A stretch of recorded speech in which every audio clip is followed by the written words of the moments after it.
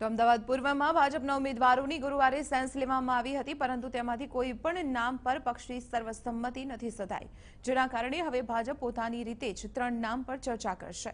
ગઈકાલે અમદાવાદ પૂર્વ બેઠક માટે મહેશ કસવાલા, મધુ પટેલ, જગદીશ પટેલે ટિકિટ માંગી હતી, તો ભૂષણ ભટ્ટ, નિર્મલા વાધવાની, માયા કુરનાની, ચૈતન્ય શંભુ મહારાજે પણ ટિકિટ માંગી, પરંતુ આ એક પણ નામ પર સર્વસંમતિ નથી સધાઈ। હવે પક્ષ દ્વારા આ બેઠક માટે સીકે પટેલ, મનોજ જોશી, જગદીશ પંચાલના નામ પર પણ ચર્ચા થશે।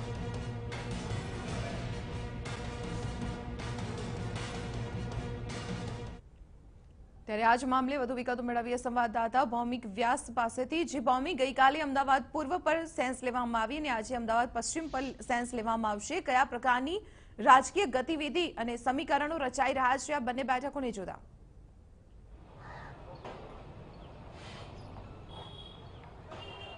દીપાલી, રાજ્યભરમાં સેન્સ લેવાની પ્રક્રિયા શરૂઆત થઈ ગઈ છે અને અમદાવાદ પૂર્વની ગઈકાલે આ સેન્સ લેવામાં આવી હતી।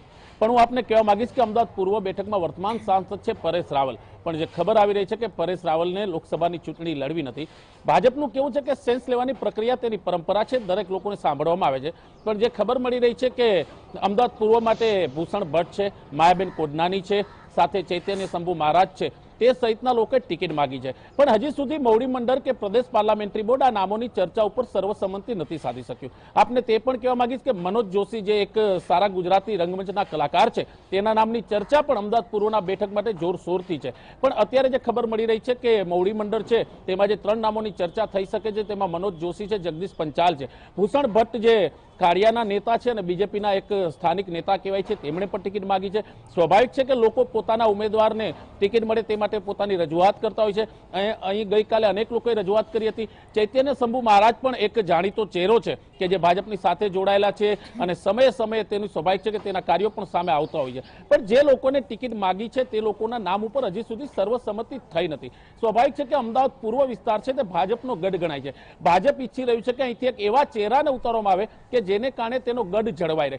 પાટીદાર અનામત આંદોલનને લઈને પૂર્વ વિસ્તારના અનેક વિસ્તારો છે તે પ્રભાવિત થયા છે, પણ ભાજપ માની રહ્યું છે કે તે સમય હતો ને તે સમય જતો રહ્યો છે અને સ્વાભાવિક છે કે કેન્દ્ર સરકારની જે કાર્ય પદ્ધતિ છે કે રાજ્ય સરકારની કાર્ય પદ્ધતિ છે તેનાથી લોકો પ્રભાવિત છે। નરેન્દ્ર મોદી પ્રધાનમંત્રી એક એવો ચહેરો છે કે જેના નેતૃત્વને મજબૂત કરવા માટે ભાજપ સ્વાભાવિક છે કે પોતાના પાસાઓ ફેંકશે, પણ આ વિસ્તારમાં એટલે કે આ જે બેઠક છે તે એક હાઈ પ્રોફાઇલ બેઠક ગણાય છે। એક સમયે હરીન પાઠક, જેમનો દબદબો હતો, હરીન પાઠકની જગ્યાએ પરેશ રાવલને મેદાનમાં ઉતારવામાં આવ્યા, પણ હવે ખબર આવી રહી છે કે પરેશ રાવલ આ જગ્યાએથી ચૂંટણી લડવા નથી માંગતા। તેને લઈ અનેક લોકોએ પોતાની ટિકિટની દાવેદારી કરી છે। સર્વસંમતિ નથી તે કેન્દ્રીય પાર્લામેન્ટરી બોર્ડ જ નક્કી કરશે।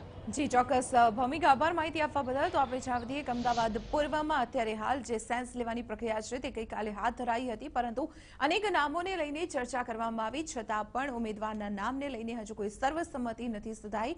હવે પક્ષ પોતાની રીતે 3 નામો પર ચર્ચા કરશે।